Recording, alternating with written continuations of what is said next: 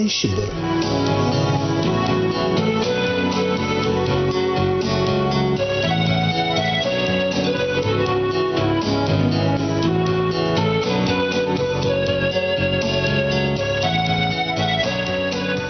ድሮዛዛ ምኽንያት ሳልሰይት ቦጠሎን ናይ ክፍለ ሰራዊት 16 ብርጌድ 11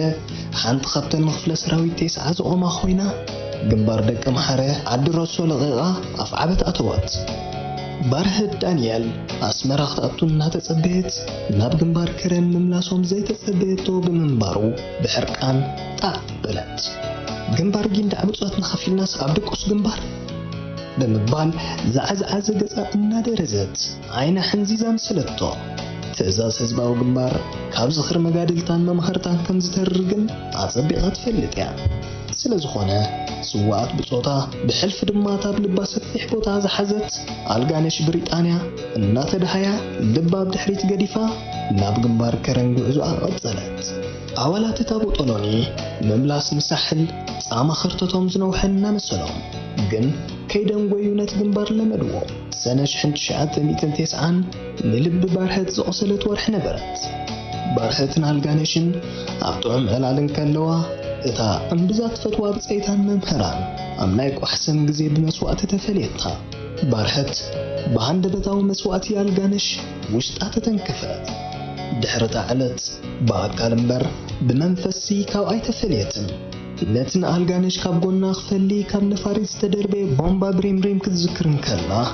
ቁጣዕ ውሽጣ ዝተፍኦ እህታን ዝንታን ነቲ ከቢድ በሰላ ኣመናይ ዝጎድኦ ኣብ ዓሚቕ ሓሳብን ዝኽርን ጥሒላ ርእሳን ኢዳንን እናንቀሳቐሰት ተርእዮ ፍሽኽታ ምስታት ፈትዋ መጋድልታ ትዕልል ዘላ ይመስላ ግዲ ኮይኑ ገጻ ይበርህ ናብ ቀልባ ምስ ተመልሰት ግን ፈጣር እንቋዕን ፈልጦ ዕምሮ ይሃበና እናበለት ነፍሳ ተደዓስ 22 ግንቦት 1991 ሰዓት 6 ኣብ ግንባር ከረን ዝዓረደ ሰራዊት ጸላኢ ንኽጥቃዕ ትእዛዝ ተመሓላለፈ ስፍሓታት ሓሕዛ ግንባር ከረን ቦጠሎን ዘራኸባ ይነበረ እቲ መጥቃዕቲ መኸተምታ ዕምሪ መግዛእቲ ዝእምት ብምንባሩ ኩሉ ተጋዳላይ ብሓጎስ ተቐበሎ ካብ ማእከልነት ጋንታ ባርህት ክሳብ ተር ኣባል የዓውተና ይዝበልዎ ናይ ዕላል ስትራቴጂ ኸፈቱ በሓንቲ ቅላዕ ጸባብ እንተበፂሕና ኣብ ጸባብ ትርር ዝበለ ውግእ ኣካይድና ከረን ንምእታው ዝዓግተና የለን ዝብል ናይ መብዛሕትኦም ገምጋም ነበረ ወዲ ዓስቡ ካብ ማናጁስ ሓይሊ 38.33 ሓደ እዩ ኣብ ምድላው ናይ ዝውግእ ሓንቲ ዝጎደለትና ኣላ መተስከሪና ሕሩድ ዘይብሉ ውግእ ይኸውን በለ ባርህት ከዓ እናስሓቐት ቅሰን ጥራይ ከረን ምስ ሓዝንያ ክንተስክሪና ኣይትሕማቕ ጥራይ ወዲ ዓስቡ በለቶ ንመዓልቲ ናጽነትን መስዋዕቲ ተጋዳላይን ሓደ እኳ ዝፈልጥ የለን ኣባላት ታጋንታ ካብ ጽኑዕ እምነቶም ዝነቅል ዝኽፈል ክኸፍሉ ድልውነቶም ኣብ ዕላሎም ይንጸባረቕ ነበረ ይጨራረቑ ይትንበዩ ኣነ ክስዋየ ኣነ ክውግዐ ኢሉ ገብራይ ከዓ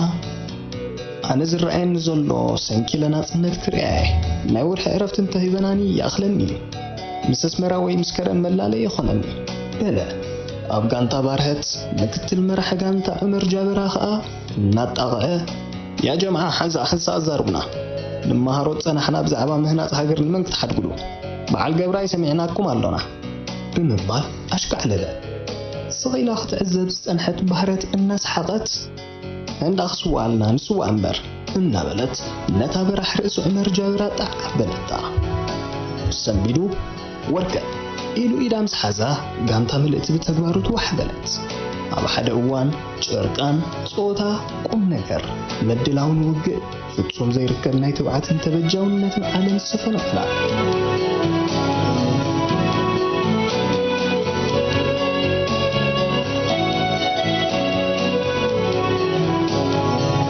ባርህት ዳንኤል ካብ ሓረስቶት ስድራ ቤታ ምንዞባ ገለብ ተወሊድ ዓብያ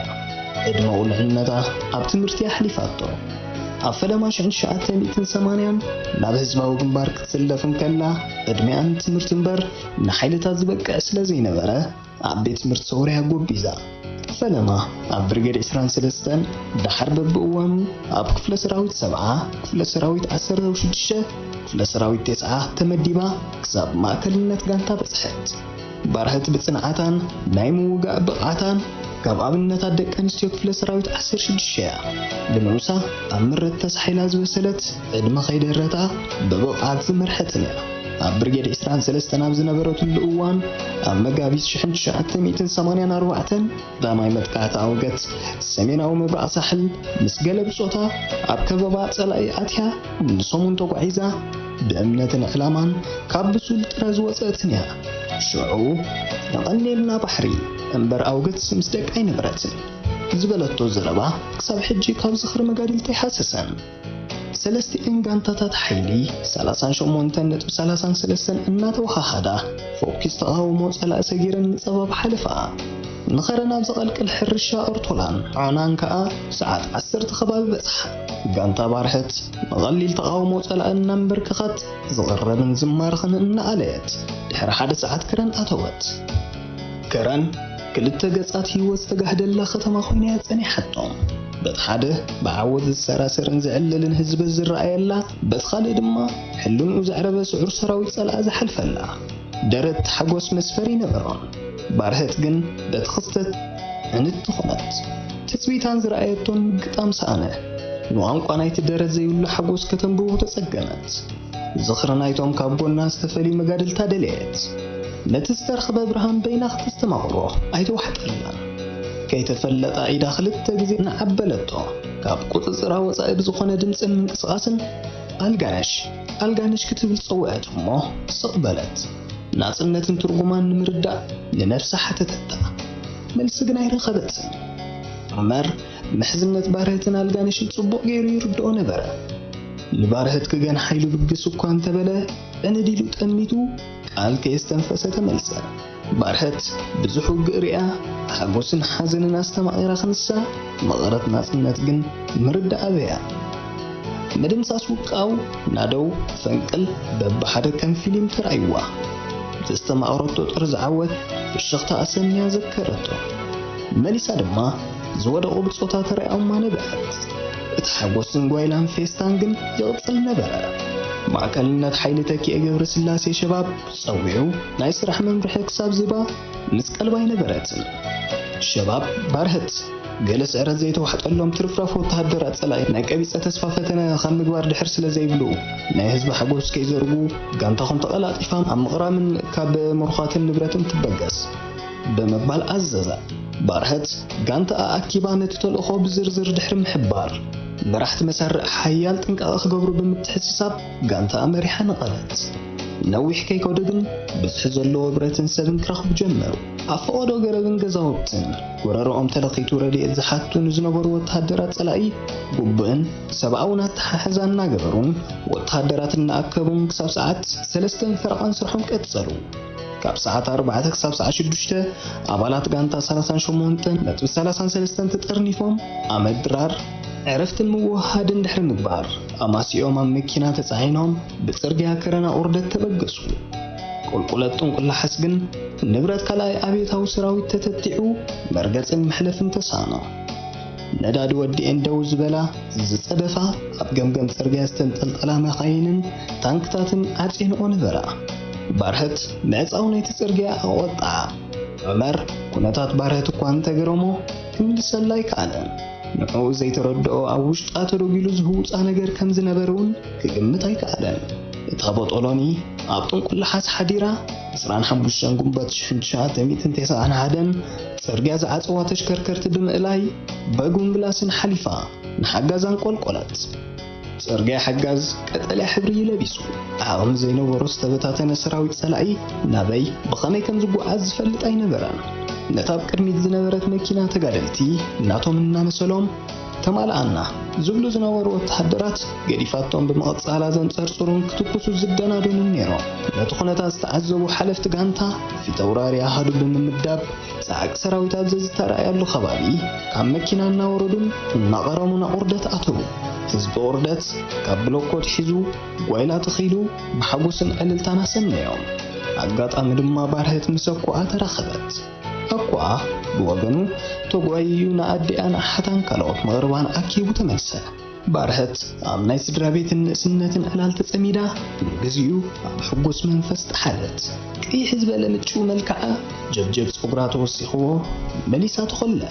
በተንፍሽኽም ክትብል ጥንቦቕ ዝብላ ማዓጓጉርታ ንጹህን ስሩዕን ደርግስና ገና መልእሰይ ከም ዘላ ይንጸባረቕ ነበረ ጽርግያ ቁርደት ተሰናይ ጸላኢ ራሕሪሕዎ ብዝኸደ ኸበድትን ፈኮስትን ኣጽዋርን ተተኰስትን በአጋር ዝጓዓዙ ወታደራት ብነቶክቲ ዝዓነዋ ነዳድ ወዲእን ዝተገንበዋን ኣጽዋር ዝጸዓናን መካይን ታንክታትን ድሩዓት መካይነን ከም ዝተመልአ ድሮ ተረጋጊጹ ነበረ ስለዝኾነ ሰራዊት ጸላኢ ነስ ኣጽዋሩ ሱዳን ከኣተወ ኸሎም እንትኸርክብዎ ግዜ ኸጥፉ ይነበሮም ታጋንታ ሰዓት 5 ካብ ቁርደት መቐለት ባርህት ብስድራ ቤታ ኽጸንሕ ብማእከልነት ሓይሊ ተኪኤ ማለት ሸባብ ተነግራ ንሳግና ይተቐበለቶ ሸባብ ብዝተኻለ መጠን ክረድኣ ፈተነ ክትምልሰሉ እናደለየት ከላ ግን ዕድል ከይሃበ ገንሓ ድሕሪ ነዊሕ ክርክርያ ድማ ምስ ስድራ ቤታ ዝተረፈት ትእዛዝ ንኸትኸብር እምበር ኣሚናን ረድያን ከም ዘይተረፈት ኣብ ገጻ ይንበብ ነበረ ባርህት ኣሃዱ ብገስ ከላ ብጾታ ኢዳ ኸየወዛወዘት ተፋነወቶም ጎሞዳ ዝመስል ሰራዊት ጸላኢ ናብ ምዕራብ ገጹ ጉዕዞ ኣይቋረጸን ጉዕዞ ባረንቱ 26 ጉንበት 1991 ወጋሕታ ሰዓ 6 ተዛዘመ ብኡንብኡ ኸዓ ጉዕዞ እንተሰነ ይኮነ ፊት ተውራሪ ኣሃዱ ጋንታ ኣባላት ሃንደሳን ቁፅፅርን ተፍትሽን ጽርግያ እናተገብረ ሰዓት 1 ተሰነይ ብሓያል ጽፍዒ ሙቐት ተቐበለቶም ብርጌድ 38 ከምኡውን 40 ናይ ክፍለ ሰራዊት 9 ተሰነይ ምስ ኣተዋ እታ ኸተማ ዓባይ መናሃርያ ውግእ መሰረት ሓይልታት ኩሉ ምድላዋተን ኣጻፊፈን ከዓ ንቕድሚት ሰጎማ ሰራዊት ጸላኢ ፈቐድኡ ዘርጠብጠብ እናበለ በረድ ዘርገፎ ገረብ ክመስል ኣብ ዓሊ ግድርን ከባቢኣን ብብዝሒ ጽዋሩን ንብሮቱን ሒዙ ንሱዳን ንኽሰግር ኣዕሪፉ ይጽበ ነበረ ትገዚፍ ሓይሊ ኣጽዋሩን ንብሮቱን ኣብ መሬት ኤርትራ ኸራግፍ ስለ ዝነበሮ ድማ ክርደን ግድን ነበረ እንተኾነ ክንድኡ ዝኣክል ብዝሕና ኣጽዋርን ዝነበሮ ሓይሊ ዕጥቁ በቐሊሉ ክፈትሕ ፈቓደኛ ይነበረ ኣብ ጎነጽ ድማ ኣተወ ማእከልነት ሓይሊ ተኪኤ ሸባብ ፍሳሐየ ተኽላይ ቀይ ሽብርን ንሓይል 38 ኣኪቦም ዕላማን ኣንፈትን መጥቃዕት ሓበሩ ነቲ ድሕሪ ናጽነት ዝገብርዎ ናይ መጀመርታ ውግእ ከዓ ምስ ውዕውዕ ስምዒቶም ነቐሉ ባርህት ናብ 26 ጉንበት ኣብ ዘውግሕት ለይቲ ሰላም ከየበለት ሓደረት ከባህዶኣ ምትራፋ ከም በለፅን ሓጢኣትን ያቆፂራቶ ክብድብድ ኢልዋ ነበረ ምርጫውን ጸላም ምሕጋታይ ነበረ ኣብ ብዙሓት መረርቲ ውግኣት ደማ ዝኸዓወት ሓርበኛ ጸላኢ ካብ ምድሪ ኤርትራ ጾሮም ንገቱን ሒዙ ንኸይወፅእ ዓጊትካ ምውጋእ ፋይዱ ይተረኣያ ንብጋስ ኣሃዱን ምጽምባር ባርህት ናብ ብጾታን ሓደ ኾነ ሓይሊ ምልእቲ ምስሪ ኣላ እናበሉ ሃንደበት ብምምጻእ ገረሞም ኣዛዚ ሓይሊ ሸባብ ናይ ውግእ መደብ እናሰላሰለ ባርህት ኣብ ጋንታ ኣሃድ ጽምበር ምስ ረኣያ ነድሪ ሓዊሱ ጸዋዓ ስለምንታይ ትእዛዝ ዘይተኽብሪ ብምባል ጸርጸር እናበለ ጓጠጠላ እንታይ ሞኽገብር ኣሃዱ ቅድሚት ኣነ ድሕሪት ባሃይበለን ብምባል መለሰት ባርህት ቀፂላ ድማ ኣይከኣልኩን መንፈስ ኣልጋነሽ እናጸዋዓን ንኽዕርፍ ኣይመረጽኩን ብሓይልና ዝተንፈሰት ዘውፃኣተን ቃላት ምስ ፍረ ንብዓታ ተቐዳደማ ክልቲኦም ማእከልነት ሓይሊ ኣብ ገጾም ዝንበብ ዝኽርን ሕርቃንን እምበር ዝብልዎ ኣይነበሮምን ህዋሳታን ዘንብብ ስምዒታን ዝዕዘብ ኣጠማምታ ባርህት ዘነጽሮ መልእኽቲ ነይርዎ ማእከልነት ሓይሊ ነዚ ግድን ቢቡ ሓዲጉዋ ክብገስ ኣይመረጸን ሰለስቲአን ሓይሊ ቦጠሎኒ 38 መጥቃዕቲ ክፍንዋ በብዝጠመን ከውልን ስልታዊ ቦታ ሩባጋሽ እናተጠቕማ ናብ ሰሜን ገጸን ተጓዕዛ ናይ 0 ሰዓት መኸርክባ ዘይቋርጥ ዘብዘብ ክሕውሳ ነይርዋን ሰዓት 5 ፈረቓን ኣጋምሸት ምስኮነ ጸላኢ ምንቅስቓስ ተጋደልቲ ስለ ዝተዓዘበ ቃፍላዩ ኣበገሰ ነፍሲ ወከፍ ኦራል ኣብ ቆጽሊ ዝዓለጉን ህብ እምበር ሰብ ክትብሎም ዘጠራጠሩ ወታደራት ያጽዒና ናይ 0 ሰዓት ኣኺሉ ማእከልነት ቦጠሎኒ 38 ተኸለ ገርግሽ ጫርለስ